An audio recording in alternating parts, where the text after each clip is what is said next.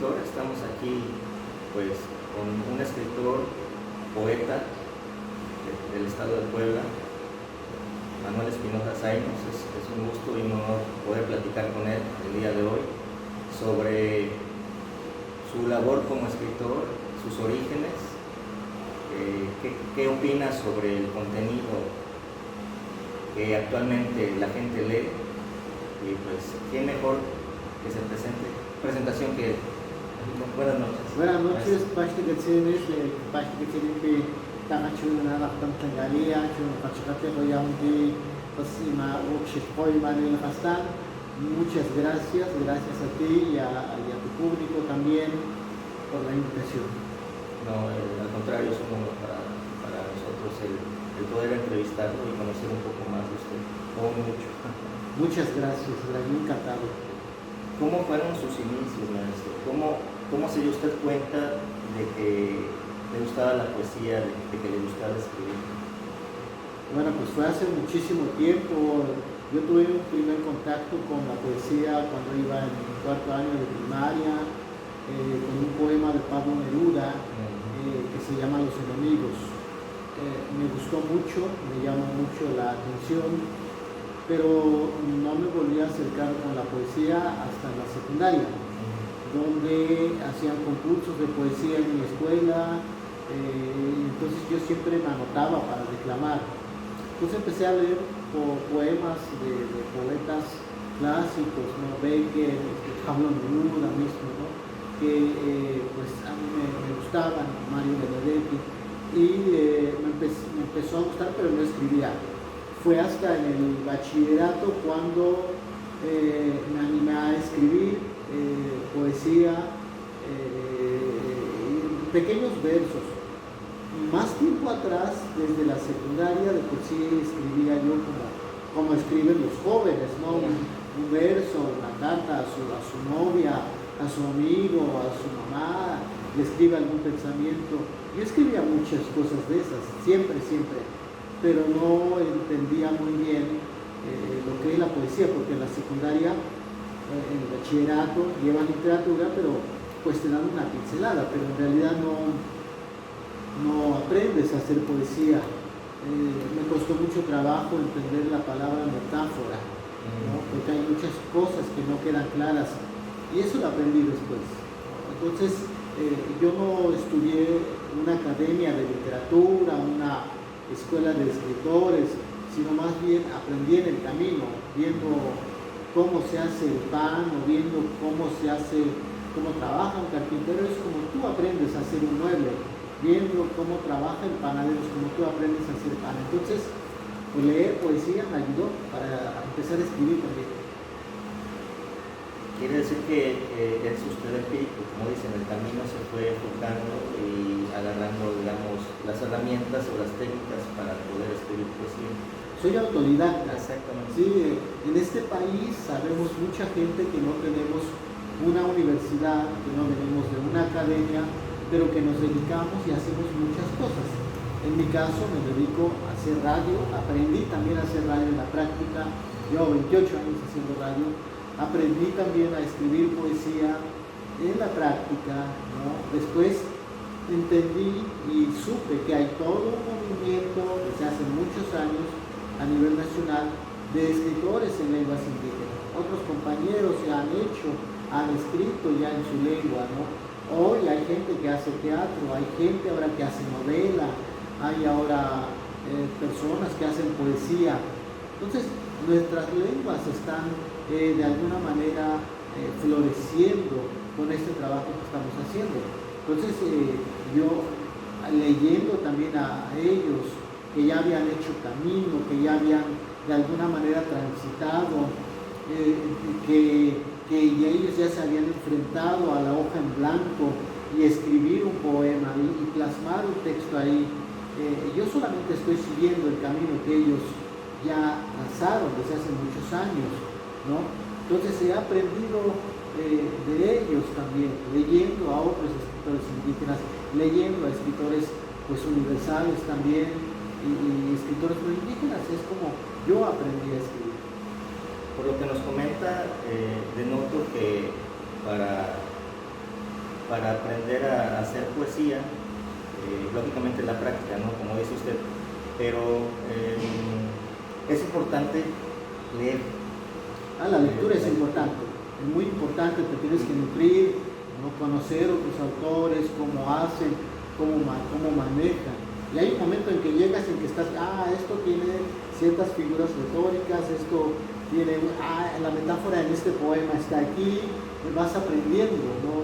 Y eso te enseña también. Y leer un poquito de todo, ¿no? Leer. Es importante estar informado sobre lo que acontece en el mundo, de deportes, de noticias policíacas, etcétera, para saber un poquito de todo. Empezó entonces escribiendo poesía en español y ya posteriormente en lengua totonaca.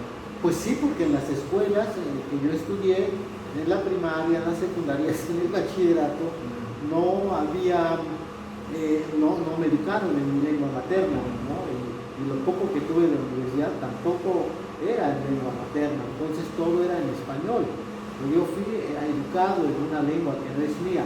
Esto le pasa a muchos niños, ¿no? Es como si un niño que habla inglés lo educan en japonés, o un niño que habla en español le enseñan en inglés. Eso nos pasó a nosotros, a los niños que hablábamos en ese entonces una lengua originaria, que hablábamos en totonaco, nos enseñaban, toda la educación era en español. Después nos dimos cuenta que se puede leer y escribir en nuestra lengua, pero eso ya fue mucho tiempo después, en la edad de la secundaria, bachillerato, es cuando yo ya me acerqué a la lectoescritura en mi lengua materna. Entonces, pues tú aprendes a leer y escribir en la lengua que te educan, y a mí me educaron en español, ¿no? Entonces, cuando supe que en mi lengua se puede escribir y aprendí a escribir y leer en mi lengua, también empecé a escribir también en mi lengua. ¿Tiene algunos escritos de los que nos comentaba que hacía en secundaria o en prepa de casualidad? No sé dónde quedaron, porque son, pues, yo sigo haciendo lo mismo ahorita, soy servilletero de alguna manera, entonces escribo en servilletas, en papel higiénico, siempre ando trayendo pedacitos de papel.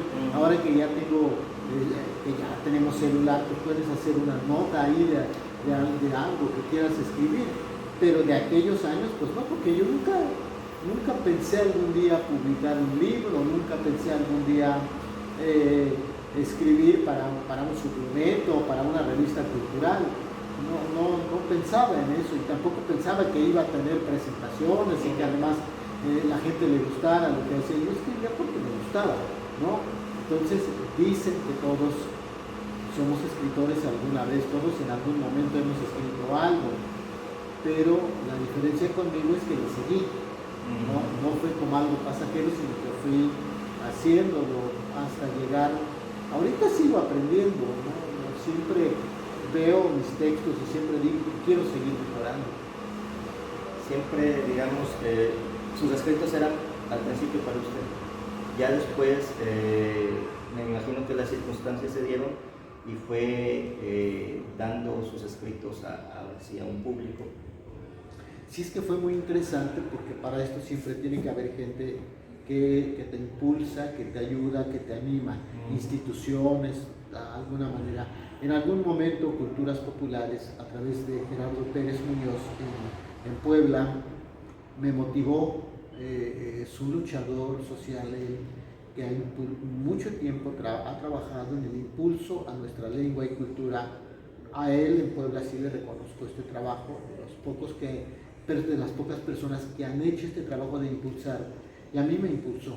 Entonces, el primer evento que yo fui fue a un encuentro de escritores, cronistas y narradores de la Sierra de Puebla, y a mí me invitaron a este evento.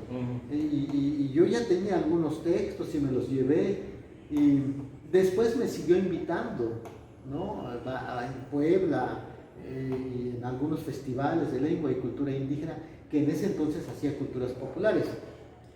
Hasta que en uno de esos eventos leí algunos poemas que yo ya tenía ante un público, y me encuentro con un editor, entre el público estaba, y me dice: oye, poemas tienes? Le digo, no sé, pero tengo bastantes. Me dice, ¿y no te gustaría publicar? Y yo no sabía que si quería publicar o no, porque nunca había pensado en publicar un libro. Pero así nació mi primer libro, que se llama Voces del Totonacapan, hace muchísimos años. Pero así fueron mis inicios y hubo mucha gente que me respaldó. Yo empecé haciendo poesía sin saber hacer poesía, ¿no? Entonces eran más bien como textos narrativos, ¿no? Eso lo aprendes con el tiempo. Más después hubo un taller en la ciudad de Puebla organizado por Culturas Populares también. Antes hacían este evento porque aparte había recursos, y me tocó un taller convocado por Culturas Populares en Puebla con un escritor zapoteco que hizo mucho trabajo, publicó varios libros, que se llamaba Macario Matos, que ya murió hace años. Y en ese taller yo era el único asistente. Entonces aprendí, fue una hora de taller, pero me hizo algunas observaciones que a mí me sirvieron. Después me tocó y tuve la suerte de que el maestro Juan Gregorio Regino, que fue titular del INALI, y me invitó cuando estaba en Culturas Populares, organizó un seminario taller de creación literaria para gente que estaba empezando, que le gustaba o que ya tenía una trayectoria, ¿no? Y este seminario taller lo impartió la UNAM. Entonces me tocó con los mejores maestros de la Facultad de Filosofía y Letras en este taller de creación literaria. Y ahí es cuando abrí más los ojos, dije, por este camino es donde debo seguir. ¿No le llamó la atención algún otro género? Cuento, novela. No, es que uno va con lo que se encuentra. Uno es como cuando te encuentras a tu novia o tu novio o tu pareja y de repente conoces a alguien y te gusta y le sigues. En mi caso, la poesía, me encontré con la poesía. Tal vez si me hubiera encontrado con el cuento, con la novela, a lo mejor en un círculo de novela o algo, a lo mejor me hubiera yo dedicado a eso y hubiera yo aprendido en el camino. Pero pues da la casualidad que la poesía fue con quien yo me encontré, ¿no? Y pues aquí estoy. ¿No ha intentado en un momento dado, digamos, hacer cuento, novela? ¿No le llama la atención? Sí, he escrito algunas narraciones, escribo mucha narrativa también. Toda la vida estoy escribiendo narrativa de la vida cotidiana, de mi pueblo, de lo que se puede denunciar, de lo que hay que hablar. Siempre estoy escribiendo narrativa. Y en algún momento he escrito pequeños cuentos también, ¿no? Solo uno o dos creo que se han publicado, pero más me inclino más por la poesía porque es lo que más me gusta. Oye, finalmente, pues digamos, haciendo lo que le gusta, no lo siente gravoso, no siente que es trabajo, no siente que es una labor difícil, digamos, ¿no? Dice una amiga que hacer poesía es como hacer el amor, ¿no? Lo disfrutas tanto al hacerlo, pero nunca sabes si la otra persona le gustó o quedó satisfecho. Lo mismo tú escribes, lo disfrutas mucho, te gusta mucho. Ya cuando lo llevas al público, pues ahí te das cuenta si la gente le gusta o no, o cuando te leen, ¿no? O cuando lo publicas en un libro.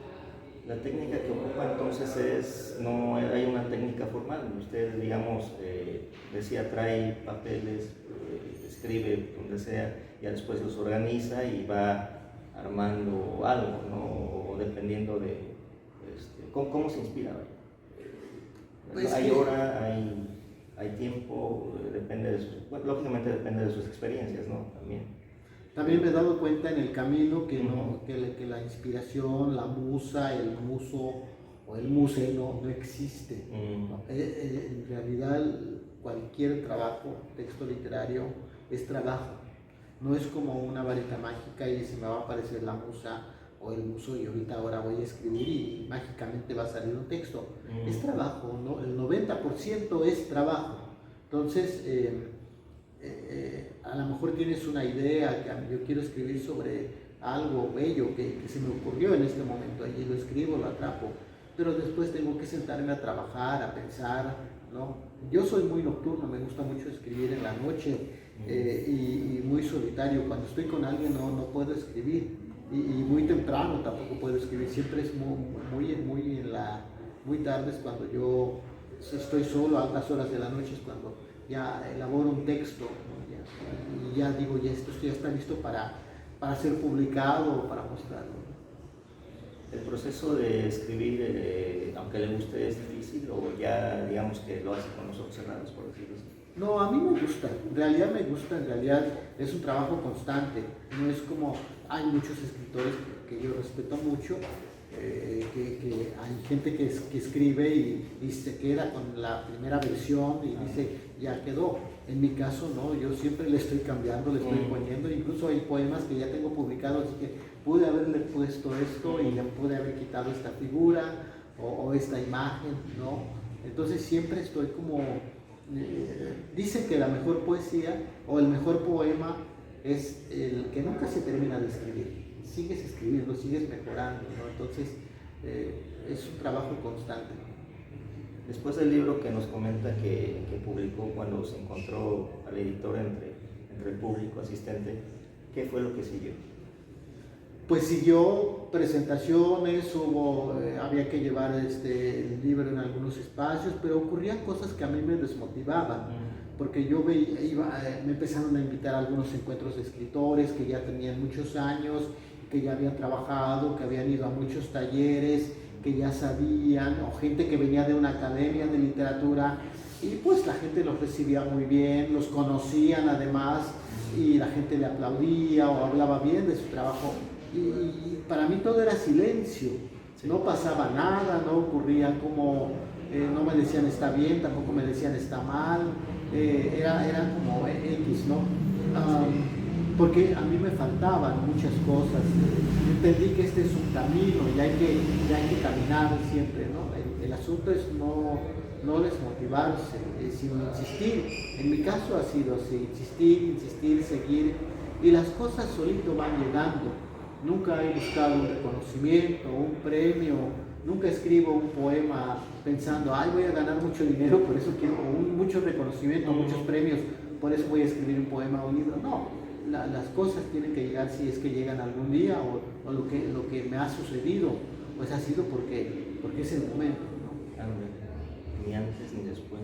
Sí, exactamente. Circunstancial, vaya. No lo va buscando uno, ¿no?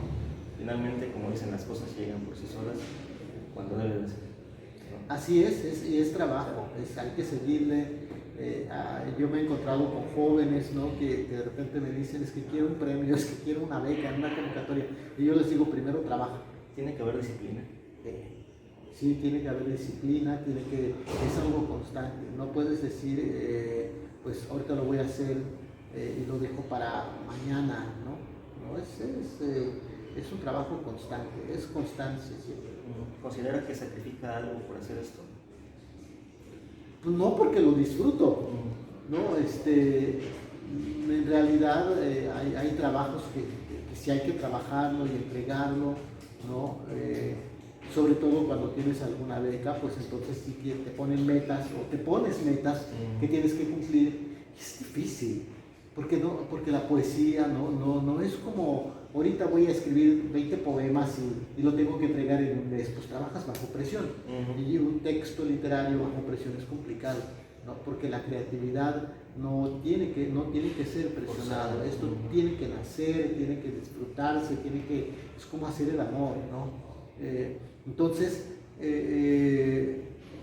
yo disfruto mucho lo que hago, ¿no? Trato de disfrutarlo, no he sacrificado nada, porque además soy como muy raro, a mí no me gusta el fútbol, entonces yo no es como estoy viendo el fútbol mucho tiempo y ya sacrifiqué y no pude ver el fútbol. No, a mí no me importa si hay un partido o no. O las salidas. Más bien la poesía me ha dado salidas, me ha llevado a muchos lugares. Ahorita estoy en Papantla, pues porque la poesía me trajo. Si yo no fuera poeta no me hubieran invitado, ¿no? Y me ha tocado conocer gran parte del país justamente por la poesía, ¿no? Y hay compañeros, hay escritores que son internacionales, que andan como viajando por el mundo, ¿no? La poesía te da esta satisfacción te lleva a conocer gente, te lleva a conocer lugares, pero también te da la oportunidad de transmitir algo, de decirle al mundo, de decirle también a los jóvenes que hablan tu misma lengua, que nuestra lengua es importante, que no es un dialecto como nos han hecho creer, que es un idioma y que podemos hacer poesía, teatro, novela, cuento a través de nuestra lengua y que tenemos que amar nuestra lengua, ¿no? La poesía trata de alguna manera de dar la otra visión, la otra parte, no esa visión discriminativa, racista, clasista que nos dice que los pueblos originarios no tenemos cultura, o que somos o que valemos menos. La poesía dice lo contrario. La poesía dice que nuestra lengua vale mucho, ¿no? Que tenemos una gran cultura de la cual tenemos que sentirnos orgullosos. Hablar de todo con la poesía. Claro, porque es un idioma, ¿no? No es porque nuestra lengua es un idioma y porque la poesía también es un género que nos permite tocar diversos temas. Entonces, tenemos que ir como cambiando también esta visión que nos dan muchas veces en la escuela de bandera de México y bandera nacional o solamente o hablar solamente mi amor y nada más, y ese es el poema, de tal manera que si no habla de amor no es un poema, no, podemos hablar de diversos temas. Entonces, en mi caso, he hecho algunos trabajos y muchos otros poetas pues han hecho o tocado otros temas sensibles, otros temas que son de denuncia también, ¿no? A través de la poesía podemos decir lo que está pasando. Entonces, para mí, el arte, en este caso el arte de la palabra, tiene que comprometerse con su realidad. Entonces, el arte no sirve si solamente es un adorno, un cuadro que está colgado. Pero si ese cuadro a mí me dice lo que está pasando y que no está bien y que tenemos que abrir los ojos. ¿Sí? Entonces, si la poesía logra, ¿no?, tocar estos temas y llega a la gente, y si esa gente se queda con una palabra, se queda con un sentimiento de enojo, de tristeza, de alegría, de indignación, pues la poesía cumple su función. ¿Ha habido en algunos escritos que ha hecho usted, se ha autocensurado o lo han autocensurado? No. Cuando empecé a escribir, por ejemplo, el tema de la sexualidad es un tema tabú en nuestros pueblos, que casi no se habla, el tema del erotismo, ¿no? Entonces, cuando yo empecé a escribir poesía amorosa, pero luego poesía erótica también en mi lengua materna, porque me di cuenta que otros autores no indígenas y otros autores indígenas, mazatecos, zapotecos, que estaban haciendo poesía erótica en su lengua, y dije, pues sí existe también en nuestra lengua. Y empecé pues a hacer, pero a mí me daba mucho miedo porque yo pensé que cuando iba a leer ante un público totonaco, pues a lo mejor me iban a apedrear, a lo mejor me iban a censurar o se iban a enojar. Entonces, en una fiesta patronal de mi pueblo, me tocó leer un poema erótico, ¿no?, de llegar al ombligo. Y la gente le gustó, se reía, la gente se sonrojaba, ¿no? Entonces ha habido esta comunicación con el público, ¿no? Cuando hay esta relación entre lo que estás haciendo y el público que le está llegando y lo está recibiendo, pues creo que está bien. La comunicación se está dando lo que quiere transmitir ese poema. Claro. Está cumpliendo su función. Sí, porque yo primero escribía para mí, pero también me interesa que la gente conozca y sepa que hay poesía en su lengua. Finalmente es una voz, ¿no? Una voz, la poesía. Pues sí, de alguna manera es una fuerza, es una forma de resistencia, es una forma de decir aquí estamos, no hemos muerto, ¿no? Que no somos una cultura pasada, una cultura muerta, que somos una cultura viva y tenemos un idioma. ¿Qué satisfacciones le ha dado esto, ¿no? de poder hablar, levantar la voz como había dicho? Sí, yo empecé escribiendo poesía más amorosa, poesía sobre mi cultura, sobre las diferentes ritualidades que existen, ¿no? Pero después me di cuenta que puedo escribir sobre cualquier tema, ¿no? Entonces, empecé a escribir sobre sobre lo que escribo ahora, ¿no? Y sí me ha dado satisfacción porque el hecho de que que haya este reconocimiento y que aparezcan poemas en mis libros de educación primaria a nivel nacional, pues es un paso importante, ¿no? Entonces, el hecho de que ahora los maestros o la gente me busque y me diga, oye, quiero leer un poema tuyo, o tengo un evento, hace rato mismo que sucedió que leyeron un poema en un evento de Papantla, un poema mío, ¿no? En el Día de la Lengua Materna, en el acto inaugural, pues yo ni estaba, pero estaba mi escrito, ¿no? Entonces, es una satisfacción, ¿no? Y que los jóvenes también digan, yo también quiero aprender y quiero hacer lo mismo. Entonces, yo creo que es un trabajo, y es un trabajo que no se ve, no es como cuando es un trabajo a largo plazo y tenemos que seguir insistiendo, no se ve como tan palpable, pero ahí está, ¿no? Si hay un maestro o hay un niño o hay un joven leyendo o declamando un poema en lengua totonaca que yo escribí, pues es para mí una gran satisfacción. Es el mejor reconocimiento, más allá de los premios, más allá de un viaje, más allá de dormir en un buen hotel, lo que sea, más allá de cualquier cosa. El mejor reconocimiento es el que te da tu comunidad, los mismos hablantes. Hablando de contenido, de escritura y de lectura, actualmente, ¿cómo considera usted que está el contenido en lo que se escribe y se lee, así de manera general? Pues hay mucho que leer, hay grandes autores, ¿no? Están las bibliotecas, el problema es que nadie los visita.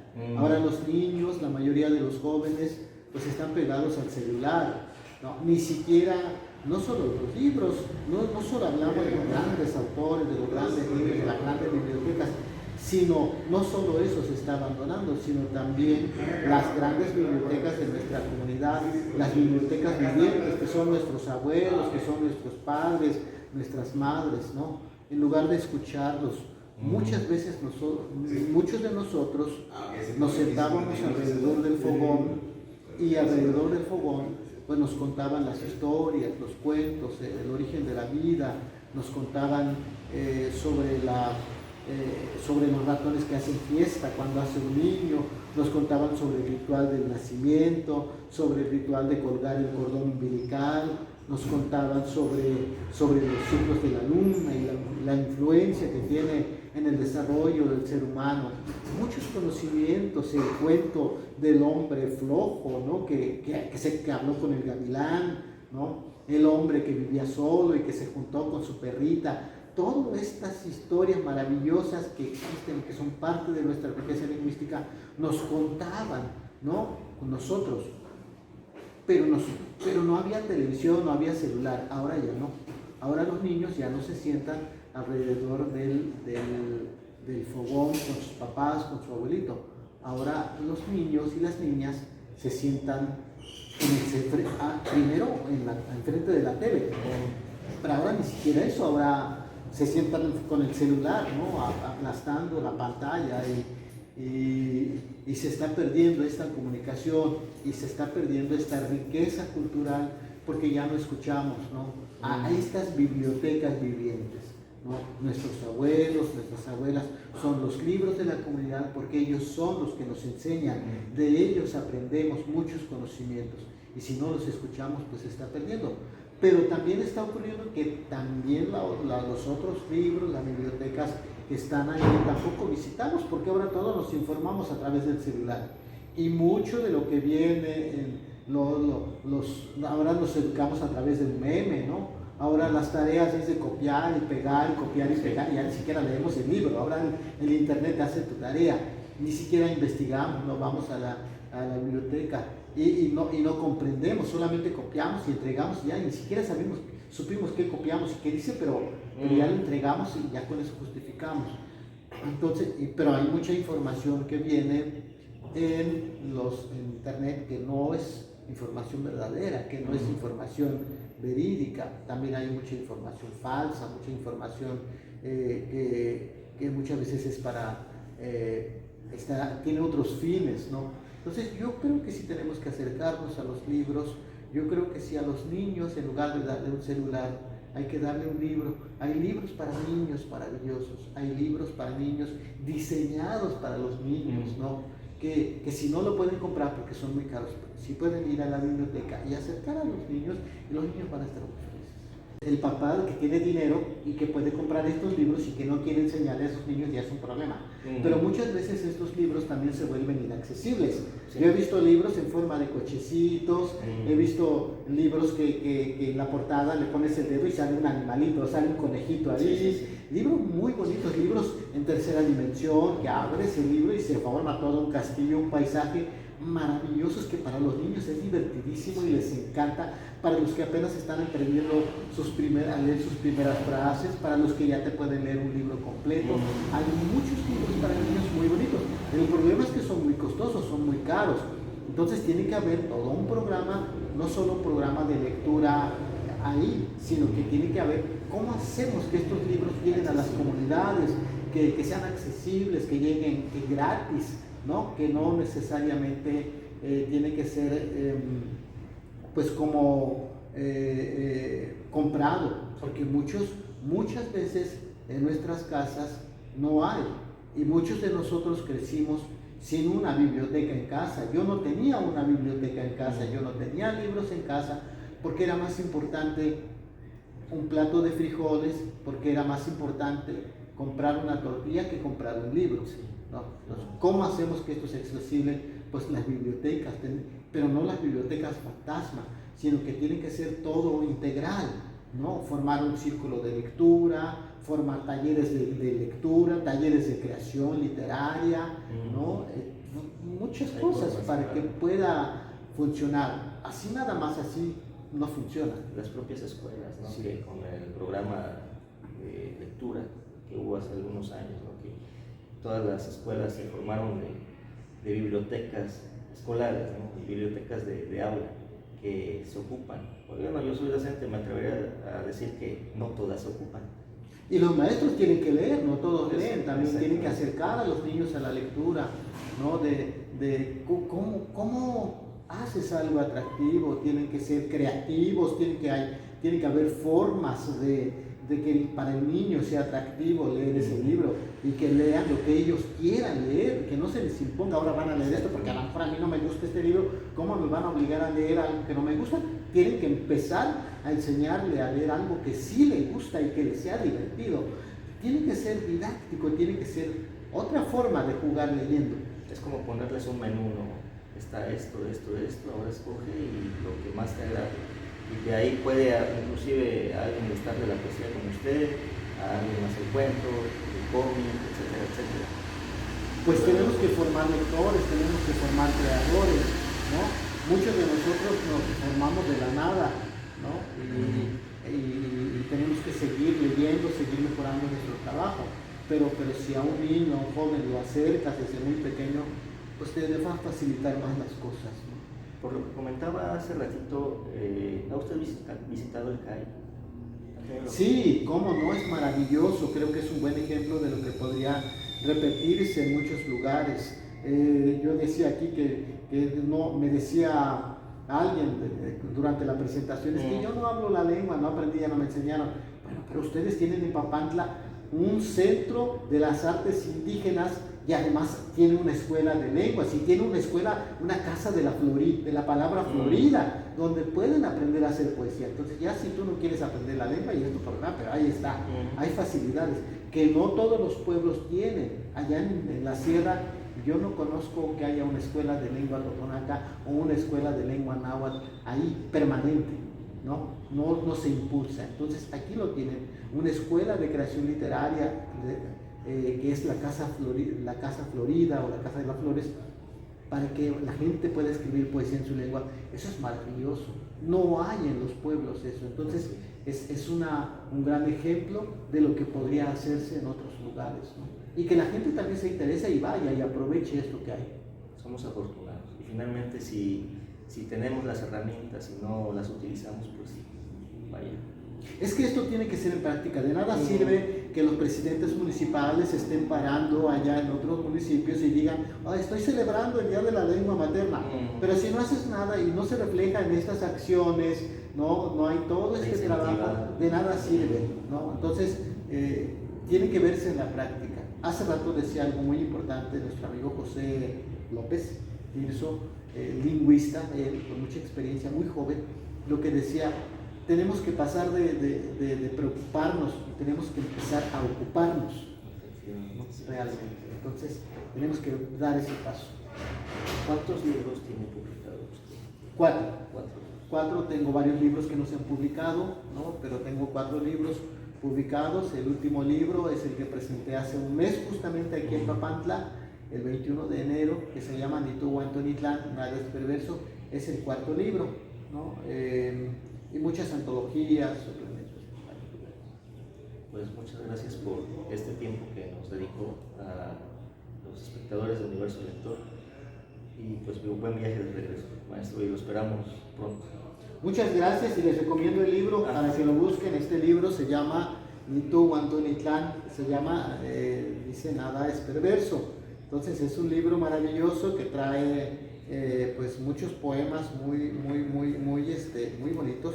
No veo bien, entonces luego por eso estoy acabando al revés, pero tiene muchos, es un libro bilingüe, ¿no? Entonces pueden adquirirlos si están en Puebla, en las librerías La Profética y Lápiz, ahí lo pueden adquirir, o si no, en línea, en la página de Alcorce Ediciones, se puede acceder a este libro maravilloso de poesía en lengua totonaco. Muchas gracias, y gracias a ti por el espacio, por tu tiempo. Gracias. Hasta luego, nos vemos. Por cierto, antes de despedirnos, le agradecemos, ahorita que lo tenemos presente, la participación que tuvo aquí con nosotros. Muchísimas gracias por ese apoyo de lecturas de poesía. No, muchas gracias, no, con gusto, de verdad, muchas gracias. Gracias. Buen viaje, esperemos verlo pronto. Gracias, muchas gracias. Hasta pronto.